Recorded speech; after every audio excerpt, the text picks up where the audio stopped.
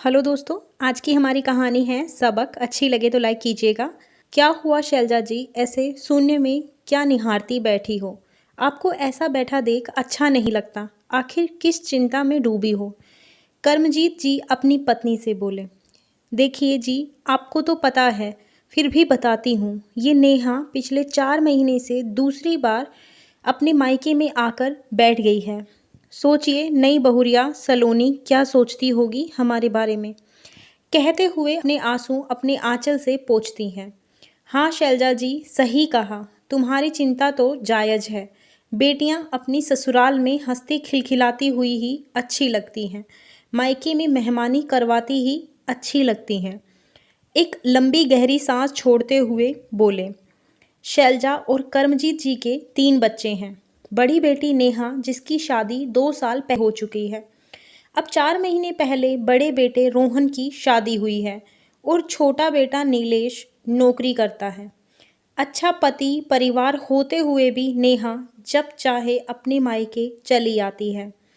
पहले शैलजा जी को लगता था कि एक बच्चा हो जाएगा तो नेहा को थोड़ी अकल आएगी, मगर वो तो बच्चा होने के बाद और भी ज़्यादा मायके के चक्कर लगाने लगी।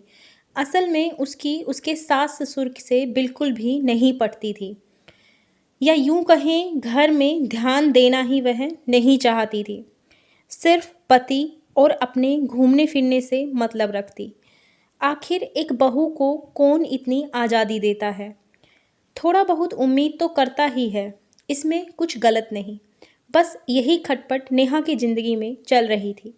मगर इस बार दामाद करण अपनी सास को सीधे तौर पर धमकी दे चुके थे कि अगर नेहा में कोई सुधार नहीं होता है और वो बार बार मायके जाकर बैठती है तो उसे अपने पास मैं उसे कल देता था जो आज ही तलाक दे दूंगा।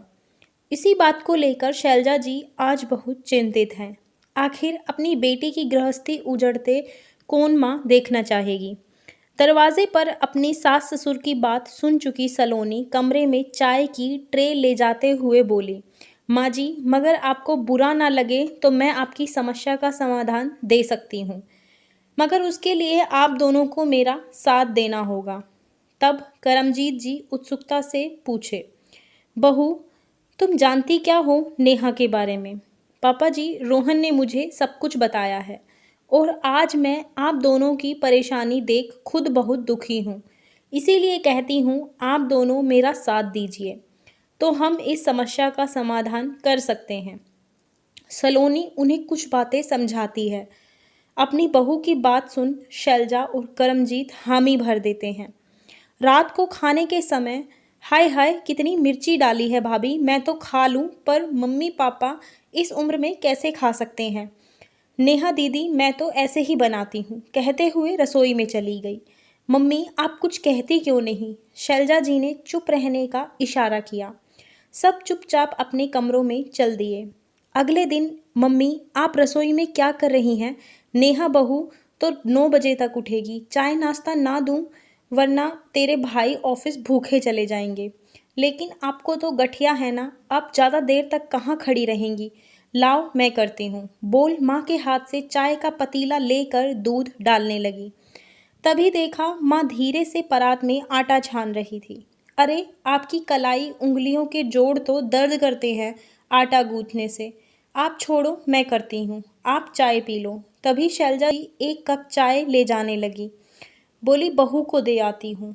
माँ, अगर आप क्यों लेके जाएंगे चाय? उसे पीनी होगी तो वो खुद आकर ले लेगी।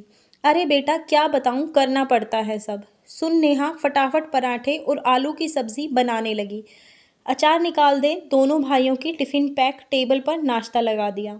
फिर देखा भाभी उबासी लेते हुए चली आ रही थी और बैठ नाश्ता करने लगी। उसे देख नेहा के तन बदन में आग लग गई, लेकिन शैलजा जी का इशारा पाकर चुप रह गई। कुछ देर बाद ने देखा तो सलोनी पर्स मटकाती हुई बोली, मम्मी जी, मैं सहेलियों के साथ पिक्चर देखने जा रही हूँ, वहीं कुछ खा लूँगी, आप अपना देख लेना। शैलजा जी सिर हिला देती हैं। चलो, करेले काट, दाल चावल भिगो देती हूँ, फिर आटा भी लगाना है। बेबस सी कुर्सी से उठने लगी। माँ मैं भी चलती हूँ। ये भाभी को क्या हुआ? पिछली बार तो अच्छी भली थी, इस बार तो कुछ नया ही अंदाज है। अरे बेटा मेरे लिए कुछ नया नहीं है, ये तो शुरू से ही ऐसी है। कुछ दिन ठीक ठाक गुजरे, फिर ये नया रूप देखने को मिला। मेरा तो बुढ़ापा खराब हो गया।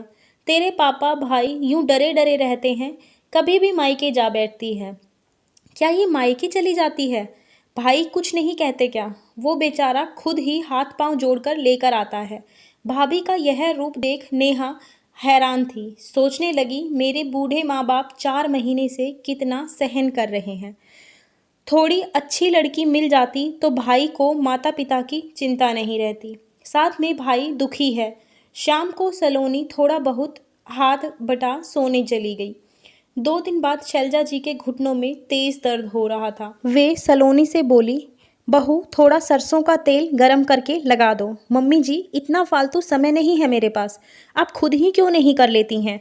अच्छा तो जरा बाम ही लगा दो, आराम पड़ जाएगा, शैलजा जी करहाते हुए बोली।